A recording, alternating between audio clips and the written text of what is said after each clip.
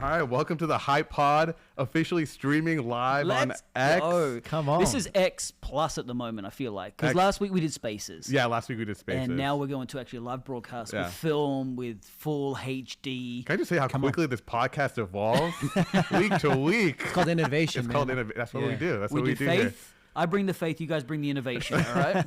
Well, then officially, let's just welcome. My name is Arun Koshy. Yes. One of the hosts of this podcast, the half of the time that I'm here. Yeah. And then we have Pastor Adam and Pastor Vance with us here today. I'm excited for today's episode. I'm really excited because one of the topics that we have for today is actually blue sky versus Twitter. And so we're doing this live streaming on X. So I'm excited to get into that. But before we do that, Pastor Adam, in Australia, they just announced that they're passing some laws. No, good stuff. Okay. Maybe good stuff. I'll get your thoughts on it. Hasn't been good for a while. So they want to sweep legislation to ban social media for kids under 16. Oh, yeah. I did see this. Yeah. So is that good or bad? So I think there is... Okay, I've got a two-part position on this. Okay. I do, as a parent of teenagers... Literally. I definitely think that there should be a higher age for engaging in those platforms, okay? However, I do know the secret agenda behind Australia, which is censorship. Australia is very pro-censorship, it's very socialist. It's very pro-censorship. There's a lot of things you can't get. I think being in America, people really don't appreciate how free America is, the Constitution of free speech, all that kind of stuff.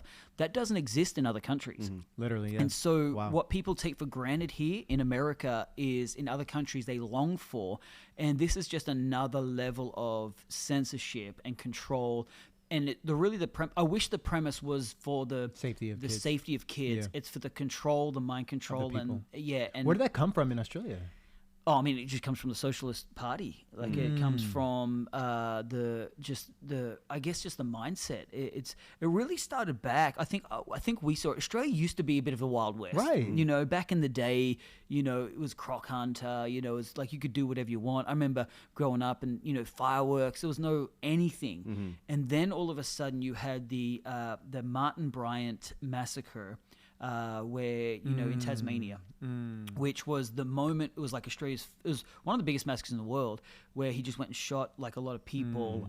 And so literally that weekend, there was like right in the prime of it, it was like, we got to ban guns. Right. And everyone was so devastated by that thing. Everyone was like, yeah, and they did this big gun buyback scheme. And the moment that the guns were bought back and everyone handed over their guns, all of these new rules, new regulations came down without any fear of backlash from society. Right. I think what we've got in the US is a history of maybe a bit of uprising if the government pushes too hard. Right. You know, that's what happened this past election. What happened. It's even what happened, I think, even in what we've got back in COVID and during the Black Lives Matter kind of push, and there was a lot of different, tenseness. But that tenseness is what keeps a government a little bit in check. Yeah. That they're like, hey, the people could form a militia. Right. The people could rise up. But if the people are unarmed and the only people who are armed is the government and the military, well, then there is no people's voice. Interesting. And so I've really seen that. That's why I'm an advocate for the right to bear arms, just simply from the hey, we got to keep the government in check. Yeah. So just to bring it back to that got really that got really heavy. Hot take from a Californian pastor. Welcome to X, man. What's my original topic? Come on. This is going viral on X now. So we're getting guns. That's what I'm hearing. But bringing it back to the original idea. So this is some like good insight into what may be going on underneath. Yep. But what do you think about the government actually trying to, if, for real reasons, trying to protect kids from social media? Well, I've just never seen the government that concerned. To be honest with you, like if this was a parent group that was lobbying the government, and a parent group, it was initiated from a grassroots action of school boards and a backlash from cyberbullying and all that kind of stuff, I would go, hey, I could see the origin of this, and the government are going, okay, cool, we'll respond to what the people want. But anytime it's government initiated, that's where I get my little flags. It's like, okay, you haven't cared about kids before, right? What's the agenda behind this? And maybe that's just a skeptical view since of what I've seen in the last decade with election cycles here and censorship, and really under the Biden administration, the incredible push to censor and words of disinformation, misinformation, all these words that came out that ultimately proved to be just a control. You know, there was something I listened to interesting that was the definition of democracy has actually changed from the individual having democracy to the institution having democracy. And so it's a really tricky way to change the definition to still push democracy but neutralize the individual voice, right? So that we need to have democratic institutions rather than democratic people. And, you know, just... in many ways silencing the populist vote, and that's what I think countries have always been afraid of, is the populist vote in a country rising up to power. Right. And so I think any time that the government has an agenda, they push it through a filter that seems good, like the gun buyback scheme, but then you're like, oh, you got us. Oh, man, now we're stuck. And how do we unwind this? Because it's the government. Yeah, and I think question for both of you guys is like, for tech companies out there right now, I think the pushback or maybe the response to this is the idea of parental control versus government control. And so for you guys as parents, how much of like the parental side have you seen or are you going to implement for your kids with social media and stuff? Because it seems to be that's what people are asking for, is like tech companies should give us more tools to I think it's funny, right, how there's a trend amongst a lot of tech CEOs that their kids aren't on devices. Right. Yeah. You know, there's a lot of Apple employees and people like that who work with this day in, day out social media who don't even have it themselves or don't let their kids on it. And so that's got to tell you something. Hang on. what are you seeing that we're not seeing, and the effects of that kind of stuff? We definitely kept our girls back until they were like, you know, the 13 age and all that kind of stuff. And I think we took the approach of there's a world that they're going to get into eventually. I, as a parent, don't work off protection. I work off preparation. That's good. I can either just choose to protect my kids from everything by not exposing them to it. But guess what? There's going to be a shock day when they get old enough to make their decisions, and then they weren't conditioned for it. So, or could I just take the approach of preparing them and walking through them, the dangers of it, and giving them, it's like driving, right? I'm going to coach them. I'm not just going to put them in a car and say, go, now you're legally allowed to, here's a license. But let me be in the car with you. Let me teach you how to drive. Let me give you the confidence and the courage to navigate the pitfalls that come with something so good as driving that at the same time is like terrifyingly dangerous. What has it been for you guys sometimes when there's been a season in social media where you feel like, man, this is affecting me? Like, has there ever been a season where you guys have had that? And have you put boundaries in place or new mechanisms in place when you feel like it is impacting you in a negative way? Personally or our kids? Personally. And I have a follow-up question to that. But Yeah. You can go first, but. Oh, I mean, I don't know. I tend to probably approach social media a little bit differently. I definitely have always approached social media as a tool more than an escape. I think it's the way you approach. What do you use social media for? Yeah. If it's your escape, your downtime, or to be noticed, I think it can get a hold of you. I've never, I've talked to like even my siblings and different people like, oh, I'm on a break from social media. And I'm like, oh, okay, that means it must have consumed you. I've never really felt like that. I'll go weeks without even looking at it. And I go, oh man, I want to, engage. I should engage, and I should, post what we're doing at church. I should put some life out there in the post world of sermon clips or something like that. So I think maybe I've approached it differently rather than having to put rails or, boundaries. Yeah. How about you? Yeah. For me, you know what it is? It's kind of to that idea of like social media has never been the problem, but I can tell when I'm using it more, it's a symptom of something else underneath that I'm not like dealing with or going about. So it's like, let's say like work is like getting really hard or something like that. It ends up being maybe unintentionally an escape. I just go scroll Twitter and start reading stuff, go scroll Instagram, YouTube, whatever it is. Just consuming content that's not my actual responsibility that I need to be doing. And so from that aspect, it feels like it's just this out to kind of go down instead of just dealing with what you have to deal with in that moment. Yeah. And then the other aspect is this idea of like, we've talked about before, comparison is like the thief of all joy. Yeah. And even without, having that in your mindset, you just subconsciously are seeing all these things, and it can kind of get in your head of like, oh, I wish I was doing that. I wish I was doing that instead of what I'm doing right now. So sometimes I can see myself going down that hole if I'm just like consuming too much of that. I've never had to, because I'm not like a big, social media guy in terms of like putting out content. have to like put rails in, but for like YouTube, like consuming TikTok, I deleted TikTok. That was like an insane doom scrolling of like COVID was, I wasn't sleeping. Like, it was, maybe I'll check TikTok for a little bit and then just, and then it's just 4 hours later. Yeah, it's crazy how I don't have enough time, and then you're on TikTok and time just What do you call that? Doom scrolling. Doom scrolling, yeah. Constant. And I mean, it's getting worse now. Back then, I thought it was bad. And I talk to kids nowadays, and this idea of like brain rot, like literally content that's put out there. Right. And they know it. They know it's called brain rot for like, they know that it's content that's not useful at all, but they bring it in and they consume it. And they're just part of this culture that's just like. Do you think there is a compulsion though to stay current, or is it entertainment? Is it pure entertainment? Like, oh man, I really want to see that. That's what I was going to say. I've never viewed it from the lens of escapism, which that's an interesting thought. I want to think about that more. It's been in seasons for me, just the best entertainment, to be honest. Like sometimes like, and I used to love the NBA, but the NBA is so soft now that it's like boring to me. And then I'll go on Instagram. And it's just fun. Like I have my friends there, engaging, Reels kind of knows me and things like that. And I've never even felt like I've been in seasons of doom scrolling. I know TikTok can probably be that. Yeah. But I feel sometimes sucked in, right? Yeah. And some boundaries and seasons I've had to put in place is like, I'm not turning this off, but I'm going to just do it on my desktop. Yeah. Right? Yeah. So it's like, I still need to kind of accept the collaborations from my team, putting stuff out of Overflow and things like that.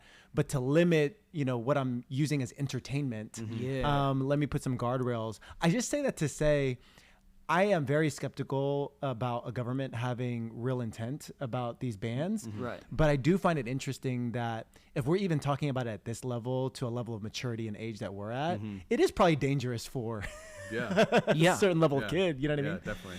Well, I mean, especially when you consider it is the tool for, if it's not censorship, it's control. It's narrative control. What we've got with if you think about this social media, the question is social media an actual entertainment tool, or is it another tool for the government to control? Okay, maybe you think about the World Wide Web. It started as a military tool. It was at DARPA started in the 1960s, and then they released it to closed communities, but then they released it on the World Wide Web to be able to create populist conversation that would pull down government entities, right? And they could help control the narrative. Is social media now just another form of that? Probably. That, we are, what we're consuming entertainment-wise has got a lot of filters through it. Yeah. I mean, that stuff does make you go, hang on, but at the same time, how much can you be the rock in the river that stops the flow or breaks the flow, and how much do you learn how to paddle? Yeah, interesting. You mentioned it, but like you talk about all these tech CEOs, their kids, talk about all these successful people. Whenever they go on a podcast to do motivational stuff, they say the number one thing they cut out is usually most of this screen time. Like they monitor all this stuff, but it's so interesting that it's also such a tool for like engagement, marketing, like all of it. Even like you're saying with like your work requires it. For me specifically, I'm on crypto Twitter constantly because it's like a flow of information, sentiment. So it's like you said, you can't be the rock that's like blocking the flow, but you have to learn how to swim in it. And so it's really interesting. Like for you were saying you never had to put guardrails in, but have you just learned? No, I have put you put minor guardrails in, but have you learned also in this aspect of like how to kind of swim with it? Yeah. I mean, I've never really been in full-on seasons of like, I'm completely turning this off. Right. This is toxic. I think there are parts of it that are definitely toxic, right? But I'm eyes wide open about it. Yeah. And I do like the framing of knowing, like predetermining in your mind what you're going to use it for. Yeah. Right. It's those seasons when I'm sucked in because I'm just on default mode that I'm just like, oh, this is just entertainment. That it's like, it's really easy to get sucked in. Right. And when I think about that in the lens of, Lennox just turned 9 and then she's going to be 12 and 13, 14. I think there is some danger that as parents, we should be very mindful of, right? Like I found that with YouTube. I feel like YouTube. But I also think every generation, sorry to interrupt. Yeah, no. Every generation gets tougher. Yeah. Oh, totally. Like when I think about Lenny, your kids. Totally. Compared to even what I was navigating with my kids, which was only like, 10 years ago. Yeah. I think it's even... It's almost like exponentially harder every generation. Okay, this is a very good topic. I want to touch on this a little bit. I've had this debate a lot about our parents versus our generation versus the next generation. Is it getting harder, or is it just a new set of problems? Oh, yeah, that's a good question. I think it's different hard. Yeah, different hard. Yeah. So just a new set of problems. Because my parents specifically, growing up, being first generation, coming here without technology, a lot of stuff they had to figure out themselves. Now you have more information, but now you have more problems at the same time, where it just feels like it's not harder specifically. It's just a different. I think it's different pressure. So I think the hardships in our parents' generation was doing things like getting places, accessibility. You know, you had to phone call and somebody had to be home to talk to them. And so there was like life moved slower because, you know, if they weren't available, I'll call them tomorrow. Yeah. You know what I mean? Not just in another 10 minutes. How crazy is that? Hassle them, right? So I think it was a different hardships. I think what we deal with now is different pressures because of the virality of things, because of that you get to see real time how lazy you are compared to somebody else who's killing it. True. There's a different pressure head game that you never get to switch off because of the availability of it. Yes. So the slowness actually used to serve you that, well, no one can do anything. You know, everyone's resting right now. But now you can never rest. Right. Yep. Because your sleep time is someone's awake time on the other side of the planet. And so they're putting out content. And I think that puts pressure on kids today to be like, man, you get real-time optics at what your competitors are doing. Yeah, how do you manage that flow, right? So what I was saying about YouTube is that is tough because the YouTube algorithm, even on YouTube Kids, is relentless. And there's so much bad stuff on there, like really, really on bad. YouTube Kids? Yeah, even if you try to put some guardrails on the settings and stuff like that, like just really bad stuff that you wouldn't agree with values-wise. Oh, yeah. Right, as a Christian. And so we just completely deleted all of that. And there's Christian versions of YouTube, like Minnow and things like that, that are really cool, like that has Bible Man and, you know, all that type of stuff. And so there's ways to kind love of... Bible Man. I love Bible Man. Yeah, I've never seen it, they've but- remixed it, right? Oh, They've right. remixed no way. VeggieTales, all these things, right, that's on cool. Minnow Yeah. and things like that. And so there's clever ways you can kind of manage the flow. But I would agree. I do think that there's new pressures, Yeah. right? Good. I was even thinking literally yesterday how there are so many mirages, right, in our day right now. And usually I can tell it's a mirage because it's like I can't get enough of it. I need more. We need more ARR.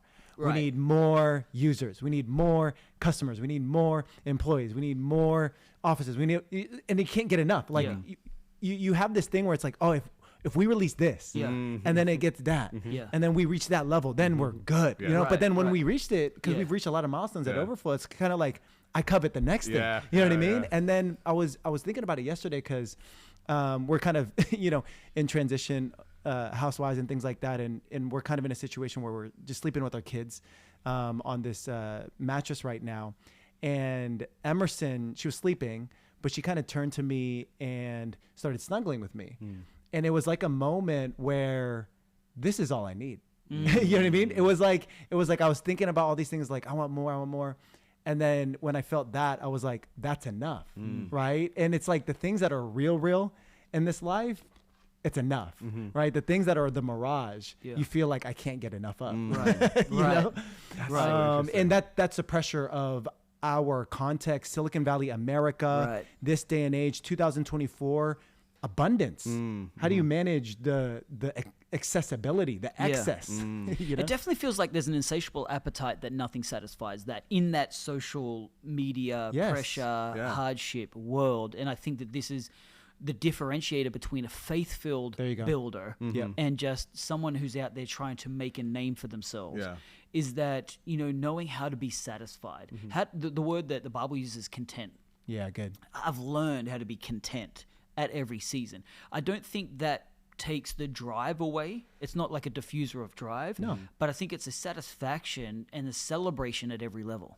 So I want to pull on this thread because this is not fully baked, but I've been thinking about it because on this same thread, the reason I was thinking about it is a few weeks ago, I got invited to this kind of motivational speaker talk, right? I'm not going to name the name, but he said this one thing. He had a lot of good stuff, but he said this one thing that I was kind of wrestling with. He goes, you know, all my friends are retiring. That just seems to me that the minute you do that, you're dead, right? And what he's figured out is that there's no finish line, right? And so, you know, there's always more. And he kind of said that, right? And then it got me to thinking about this concept of more, right? And he's an older kind of motivational guy. And I was just thinking, I don't know if I want that. I think I want a finish line. I think my finish line is like 45. I'm kind of in the same zone. As you're saying that, I'm like, oh, please let there be a finish line. Only because, like, I mean, I've got so many things I like to do that I would love more time to do them. Totally. Can you imagine being on a treadmill that never stops? That's what I'm saying. It's crazy. Can you imagine enjoying a treadmill that never stops? Oh, I'm so glad there's no finish. Yeah, there's no. Come on. Well, so then I started breaking it down. I'm like, okay, well, if I want to live a life where there's a quote unquote finish line, maybe it's a healthy exercise to define financially, career-wise, what is my enough? Because if I think I create that line, I haven't done it yet, but if I create that line and I'm like, I could probably do that at 45, I think that's probably going to be a great sensation. I haven't done it yet, so I'll report back. But I just feel like that feels better than no finish line. Right. Okay, let me ask it. Let me throw another little spanner in the works here. Is the goal to get enough so that you're not having to like you can do whatever you want without worrying about funding it? And when do you stop being reliant on God for provision? Yeah, and that's why it's not fully baked, because this is why I want to discuss it out, right? Because more of what I'm saying is it's enough for me. And then everything on top can be bonus, generosity. Everything on top can be bonus, purpose. Everything, you know what I mean? Like it's enough for me, my kids, maybe their ability to get ahead of where I started in life, and that's the enough, right? But then from there, if I'm able to get there by the grace of God, then it's not working for it anymore, right? It's working from it. It's working from this new solid foundation. Is my half-baked thought of it. No. I think it's a really good. I think it's a great thought. Yeah, to touch on too, because what I've always thought about is like, especially with crypto, where it's just money flowing in. If you don't ever have a line, that's how you end up holding it back. Like it's very common in crypto. Yes. You always end up holding the bag when you don't know where you want to pull out. And the hardest thing to do in crypto is to sell. It's easy to buy. People just can, this coin may have, everything is potential and promise. When you have potential and promise, you're always going to be able to buy. But when you have this potential and promise, it's so difficult to sell. So how do you build that in? It's a muscle. You got to train. Do you have to preset a limit and go, when it hits that? And it's discipline. And it's not, because when it hits that, it's like, it's going I get more. there and it's like, I'm here. Well, maybe I'll set a new one. But it can turn so quick. It can turn so, and that's the inner talk. But you have to set those lines. It's kind of like you were saying. Maybe I set myself a finish line, and you get there, you might just move the finish line. Right? And so it's the same thing. It's like, it's discipline of setting these like micro goals and saying, this is what I'm going to hit. And then you hit it and you celebrate it. And you really do have to start celebrating. And then I think you train yourself to kind of be in gratitude in that moment. Yeah, I think so. Yeah. I think so. That's I good. think it's maybe the limit set, just to apply the crypto goal to this is, okay, I've got to celebrate something. And the insatiable appetite is always wanting more. That can turn into greed. But can I be satisfied or content with some wins, pull some out, Good, and let some go? Yeah. You know what I mean? Yeah. I love that. And I love that we're talking about celebration and gratitude, right? Because those are the actual things that are eternal. So there's this like motivation that we have. There's other spiritual tools that we have on this side of eternity, like faith. I don't know, when you see God face to face, how much faith do you need? Right? And but there are certain things where it's like, oh wow, contentment through celebration and gratitude, that's actually an internal virtue. That's something that we're doing in heaven, right? Which is interesting. Yeah, and I want to pull this back actually, because these conversations we're all having are with, mature individuals. We're all going through this thought process, but kids don't have this, right? Kids don't have this. They're still maturing through that process. And then we say the social media kind of pressures that go onto them. So I want to bring this back to your kids, if you don't mind. They're still of that age where you're trying to figure out, how you want to do social media for them. Do you have some ideas about how you want to introduce them into the social media world, where a lot of it is, I want to put out who I am and not who I really am, or who I want to be seen as, not who I really am? I haven't honestly thought about too much. I feel like, and it's probably going to come quicker than I think, but I feel like they're years away from needing to. They're not asking consider. for it? No, they're not asking for it. They kind of watch me sometimes if I'm scrolling through, and I'll, use it as a moment to just talk about different friends and people at church and, things like that, and use it as a conversation. But they're not desiring having their own account. We have accounts for them that we post on their thing just as a record. It's kind of like a photo album. But we don't even do that as much anymore, right? And so I think my number might be 16, like before. I don't know, when did the girls start? Well, look, I mean, it was 13 when they were able to start. Yeah. And if I was to go full Alex Jones on us, I would say that we've always had limits, okay? You know, the government has always had, like, you know, this age you can drink, and this age you can get married, and this age you can get a tattoo, and this age you can do that. Now, isn't it interesting that they're saying, well, hang on, we want to lift the age to 16 for social media, but yet at 9 you can transition your gender. That's crazy. Like, it seems out of place. That's with way out of all place. the narratives that they're saying, like a kid can choose what gender they want to be. That's wild. Oh, but no, they can't, you know, choose to engage in social media until they're 16. Yeah. Maybe that's the solution to kids wanting to transition, is because they're not on social media and they're not exposed to it, because no kid comes up with that without influence. Yeah. I think it's like, where do you get these ideas from? And I think this is where we come back to, you know, what's happening in the home, what's happening with your parent. I think as a parent, that's kind of where the importance of having those conversations is, because if they don't have it with you, this is like a book that I'm reading with the men that are parents. If they aren't having it, they're going to have it with the internet, right? And this is the same argument with, you know, bringing Bibles back into schools, into public schools, right? Does that just make parents go, oh, cool, well, the school will teach my kid Bible? Or do parents go, no, I'm still going to teach my kid the Bible? Yeah. And I think we forfeit to everything else to parent what we should be parenting. Yeah. That's good.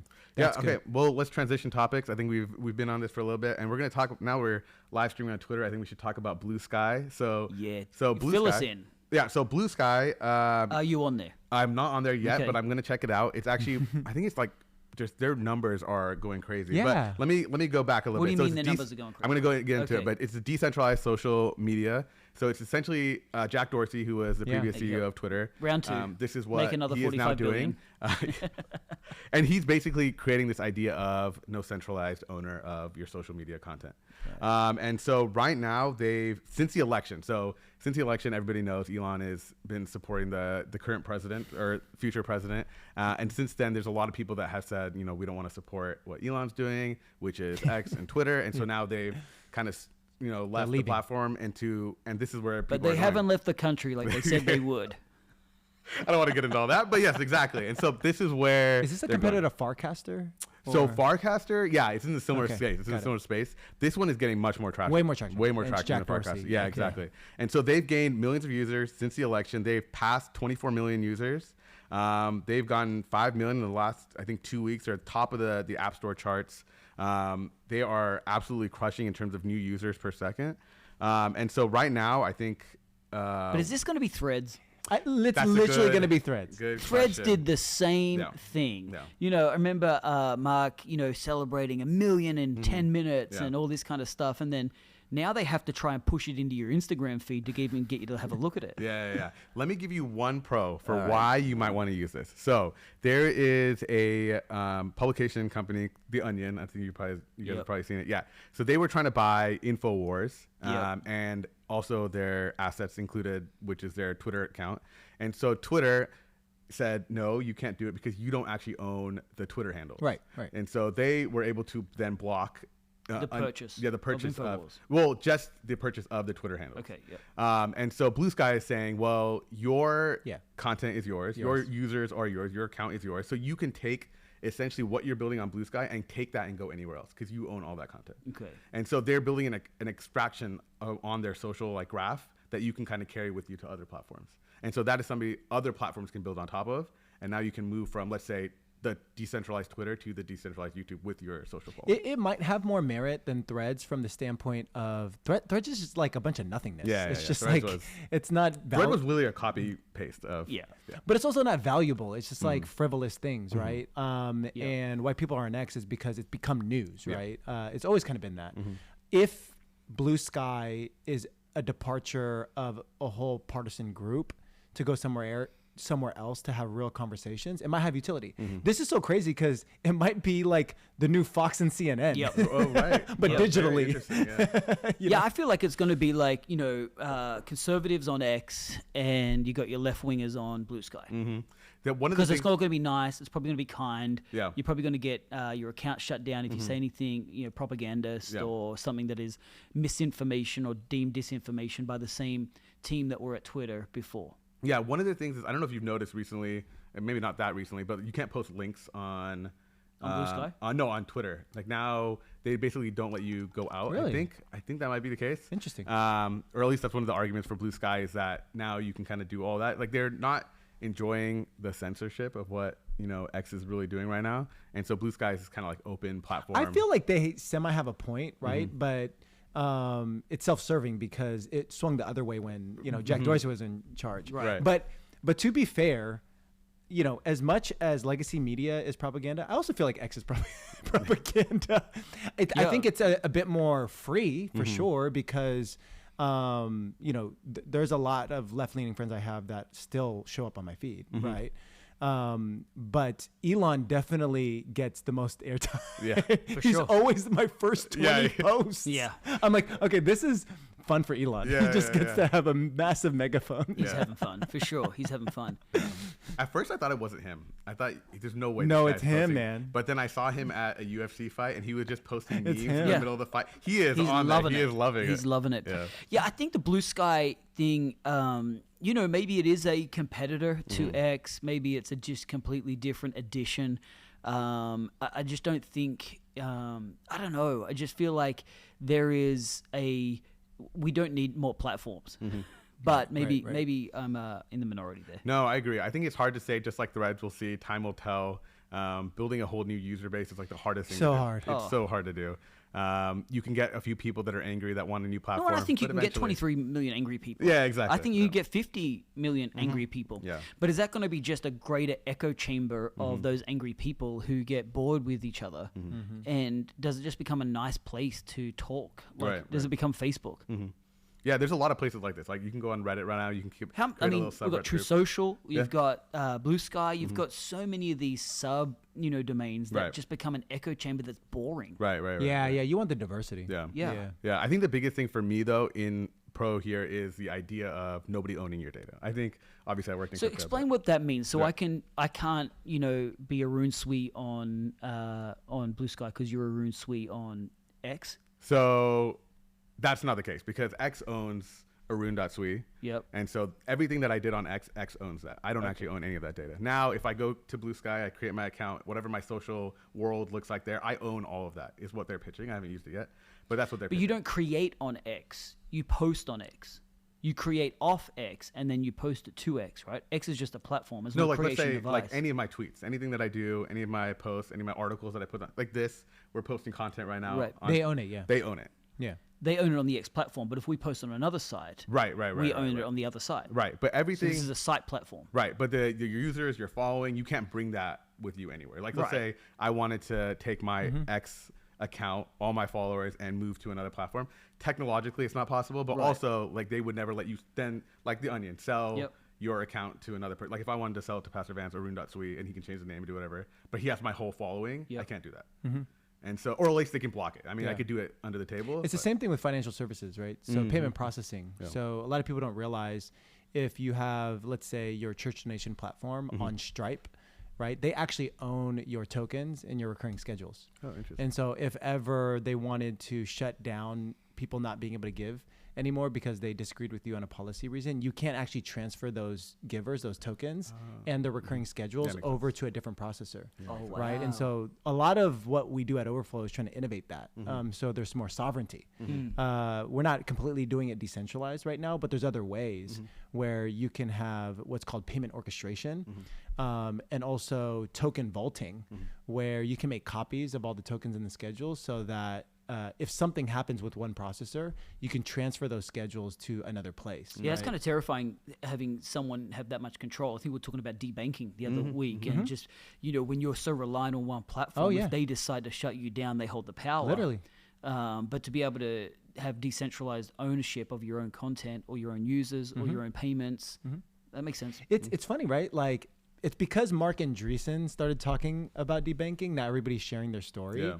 And that's just coming out now. Literally, but it was kind of happening in plain sight. And everybody was kind of laughing at Kanye, haha, you can't log into your Chase. But that was actually, should have been a significant moment for all of us to be like, wait, how can't Kanye log into his bank account? That's crazy. Right. Yeah. That's his money. That's a very right? good point, yeah. And so it's like, it was already happening. And obviously, apparently it's been happening to crypto founders, to a bunch of business owners for no reason. I mean, obviously for political reason, right? Right. Yeah. I mean, for no reason, legally. Yeah. But yeah, just because they're not liked, and it's challenging their control. But it goes back to what you were saying at the beginning of the podcast. It goes back to what I was saying right at the beginning. It's all about control. It's all about government control. It's all about control. All right. Well, we haven't talked about AI in a while. But I want to give you guys some updates. AI is getting better every day. AI has been great. I don't know if you guys have been using. I have been on Grok. Grok is fantastic. Really? Is it good? I have you like been it? on. Yes, I've become quite a Grok fan. Nice. We were a little use case. We were chatting about one of our new campuses that we're launching, and we're trying to really come up with a marketing idea and campaign on how to reach this particular region. And I won't give too much away, but I just thought, you know what, I'm just going to go to Grok, see what Grok says. And then I just kept saying, make it more this, like that country, That's make it more good. this. And what it came up with was like, I feel like I would love to do a full Grok campaign for one of our church launches. There you go. And just see how well it resonates, because I thought it was pretty smart. Yeah, I will say, and on that topic, so AI voice is something that's been getting a lot better. People have been using it to create chatbots. Maybe if you have, a service agent on your website to help you with stuff, instead of just a chatbot, you now have a full-fledged kind of person you can call and chat with to talk about this. Hume Voice, 11 Labs, big players in the space. And so I wanted to talk about this really cool use case that I saw. So have you ever been called by a scammer? And, it's from a call center. It usually sounds like, they're trying to sell you something. So there's this guy called Kit Boga on YouTube. If you ever want to go down a rabbit hole of watching, he scams scammers, or he tries to find the scammers and expose them. Is it? And he can see them? He can see them. He has that guy is amazing. Yeah. They have like a whole thing where they're freaking out. Yeah. It's so good. So he's done a bunch of these things where now there's this thing called AI Granny, which essentially simulates grandmother, kind of the ones that they're targeting, and it basically waste scammers' time. So it'll go through this whole process of it'll answer the call and respond to them like it's a granny out there, and all its purpose is to do is to just elongate the call. Just elongate the call. And then the second thing that he did was what you were saying, which is he will get the scammer's voice, replicate it with AI, and then just talk back with the scammer's voice. And so I just love these kind of ideas of what people are doing. I love it too, because he could be doing something very productive for his own life. Yeah. Like, imagine that evil genius towards something good for his life and beneficial. I will say this is for good, though, because a lot of people a lot of people are getting affected by these scams, and now more than ever. And it's so unfortunate they're targeting a lot of old people that don't have like the technological savvy to prevent this from happening. Yeah, I had a situation recently where I was expecting a phone call that I needed to answer, but I never answer just numbers. Yeah. And so when I answer this call, in my mind is like, don't say the trigger words like hello or yes or whatever. So because apparently they're words that can unlock your account and different things like that. And so I just said the weirdest word because there was no action going on the phone. And it was the person that I needed to speak to. What? But yeah, have you guys? Howdy. It was like that. It was actually pronto. I did the Italian version. But there's a lot. I don't know how the Apple kind of phones are working now, but like Google has been doing a lot of this early on with phone screening. So you don't get a lot of these calls initially because they'll screen it for you. Apple's decent. Apple's pretty good at it, I think. And like what they're doing now is like they have a full screener for you, where it's like now they'll have your Google's AI will have a conversation with the person on the other end of the line. That's crazy. And then they'll give you a rundown, transcript. Of what's happening. Was that on the new update? On Android. Well, okay. So on the iPhone update, I don't like it. Oh, talk about it. I don't like that iPhone. I just haven't got it yet. Oh, you haven't got it? No. Okay. Is this Apple Intelligence update? I don't know. I haven't used that yet. Oh, okay. But just all the interactions, it's so confusing to me. What do you mean? Maybe I got to use. Give me an example. So like when you are interacting on text in different emojis and things like that, it's just the colors are, to me, more kiddish. I see what you, like the heart, more cartoonish, all that type of stuff. And then I can't find photos and videos. My gosh, it's so hard to find. I'm so confused. Your favorites folder or something. Stupid. Yeah. I'm like, can I revert back? Can I go back to the old version? They should. Yeah, that's when they go too far. That is not user friendly. Yeah. Literally, it's crazy. Yeah. I'm with you on that, on the photos. So I do have that update. Okay. And I do have the pink heart. Yeah, for it's liking weird. messages. Yeah. Like, It's like cartoony. I'm not a pink heart guy. Yeah, I'm not. Yeah, it's weird. I want a I full don't blood have red any of one. these problems over on Android land. You have different problems. Nobody But wants to talk to me. He can fold I his don't have any phone. friends, though. but He can fold his phone. can fold my That's phone. cool. On the phablet. But can I tell you one really cool thing? Because you guys are probably Please. going to get this with Apple Intelligence soon. But I was just in a full conversation with somebody, and I was talking about, oh, it'd be nice to know if this place was open. My phone heard me and sent a text and said, Gemini will call the place and figure out if they're open for you. Wow. Stop it. And it went, called them, had a full. While text you're on message. the phone? No, I wasn't even doing anything. I was just chatting in real Oh, time. real with people. life? In real life, with chatting with people. It did it for me in the background, and it gave me the information of what they got. No. Is when that you on called it. right now? Is it on? Yeah, we could ask Gemini. Can we try I it? would not do a live demo. A Why? live tech demo is like the worst thing to do. I'll do it after the thing. No, I'll do it right now. No, definitely not. I'll do it after because this will be a very terrible way to end this. Don't be afraid.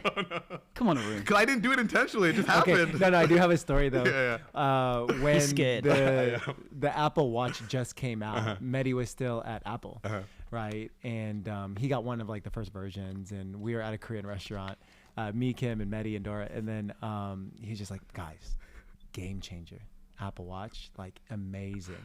And it's like, yeah, Mehdi, like, show us what does it do? And he was like, watch. Call Kim. Call Kim. No. Call Yeah, Kim the line. Roush. It's just like, didn't work. Yeah. He's like, no, it's usually really good. It must be the restaurant. yeah. Fair enough. Fair enough. But yeah, I'll show you guys after. It's All right. really cool. It's really cool. When we're off the air. When we're off the air. Yeah. It's gonna be super impressive. It'll be guys, I promise. It'll be really, really cool. Definitely trust me on this. Trust me, bro. I think the last thing I want to chat about is just Hype Network. What's coming up? We're getting to our last couple of podcasts of the year. Do you guys want to chat a little bit more about Dubai? Any more information that we have? Yeah, so we're actually, I will give a little update. Yeah. We did previously release the dates, but we may be in a little bit of flux just because we're entering into a new territory and there is some new cultures that we have to navigate, okay? One culture is Ramadan, okay? And just when we had planned it, apparently there's some conflicts there with some local stuff. So just... It will happen. We are facing. I mean, we're innovating. All right, Right, we're innovating. right. We're trying new things, and we're going to see what we can do. But we are making some headway. Long story short, the hype world is very, very exciting right now. As we kind of push forward, and what we've got planned and what we're cooking up for 2025 is going to be a whole new level of what we're offering and how we actually build this community stronger. And I feel like you're probably a week too early on me revealing some really cool stuff, but yeah. Anything else? Because I don't want to backtrack again. Yeah. Let's not. know. Let's not. I think we gave that out, and people were pretty excited about. People are pumped. Pumped about Well, the idea the of Dubai. location's not changing. Yeah. It's just sometimes, date. you know, in innovation, the release date shifts. Yeah. But Don't it's I know worth it? the Yeah. wait. Don't I know it? Don't I know it? Don't I know it? Speaking as an engineer, Yeah. Don't I you're know speaking it? my language. And that's okay. That is okay. It'll be all right. You are guys. still loved. You are still seen. No, I need this motivational talks to end the pod. Anything else you guys want to share before we wrap up for today? No, I'm excited for the hype world, Pastor Adam, and I'm excited how it's going to be a critical part of building the kingdom. Yes. And even in alignment with Vi Vision. It's Yeah. really cool. Yeah. Anything else? We've got a hype session next week in London. And we've got a hype session in Frankfurt. Frankfurt. So Yeah. next Thursday is London. Next Friday is Frankfurt. Let's go. We'll be in King's Cross, London, and we'll be in downtown Frankfurt next Thursday and Friday. I believe the dates, I don't know, what's the dates next Thursday, Friday? Is it 11th, 12th, 13th? 12th, 13th. Yep. 12th in, the phablet is so handy. so good. It's got a calendar. Was that Gemini? Confirmed. It did it for me. Oh, that'd be, Well, can you you would- imagine the day? Oh, man. You would know those dates if you were a hype member. Yep. So Ooh. hypemembership.com, but also follow us on Instagram as well. Yeah. All the information, hypenetwork.org if you want to check it. If you guys have any feedback, we're on our last couple podcasts of the year. Podcast at hypenetwork.org. It's Christmas time. It's Merry Christmas. time. Hey, what's your Christmas wish list? What are you hoping for? Crypto.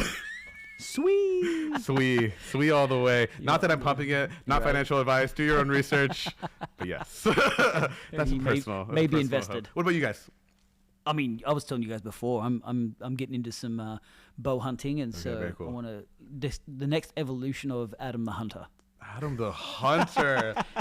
I've been dialing in the sniper rifle. Yeah. I can do that from long distance, but just the intimacy of a kill from a bow, I feel like is the next evolution. You know, it'd be really cool, Instagram or whoever social media, if you're out there. Yeah. You need sub pages within your page, and Adam the Hunter should just be your journey. I might just change my whole handle. Yeah, you might have Adam to. the You Hunter. might have to. Actually, Adam the most Hunter of is really cool. my page on Instagram is my shooting and hunting. Yeah. Now, anyway. As my mom would say, Yeah. like, she says this a lot about Church, and she's like, every time she sees it, she's like, your pastor's so good.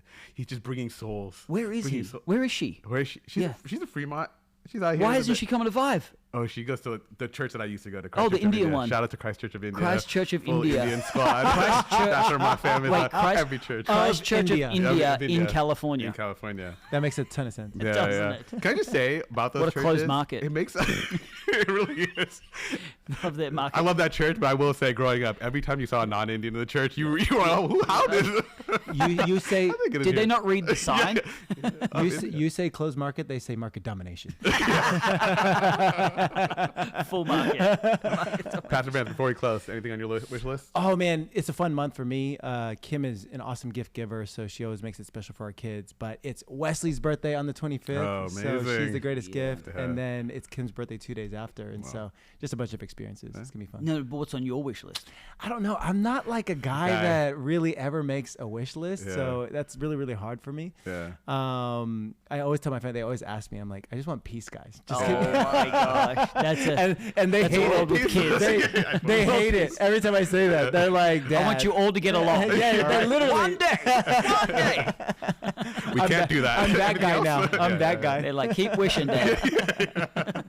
All right, guys. Well, it's been a great episode of the podcast, and we'll check you next Hey, can we time. do a quick shout out to Danielle, the producer over there? Danielle, the producer, Danielle. setting all this up. If you saw the behind the scenes one day, check out our socials. Maybe check out I'll do our a little socials. photo. Yeah. And we'll snap that of Danielle behind the scenes. I want to say how quickly she put all this together. So we appreciate you, Danielle, Come on. the production team. Let's go. All right, guys. Cheers.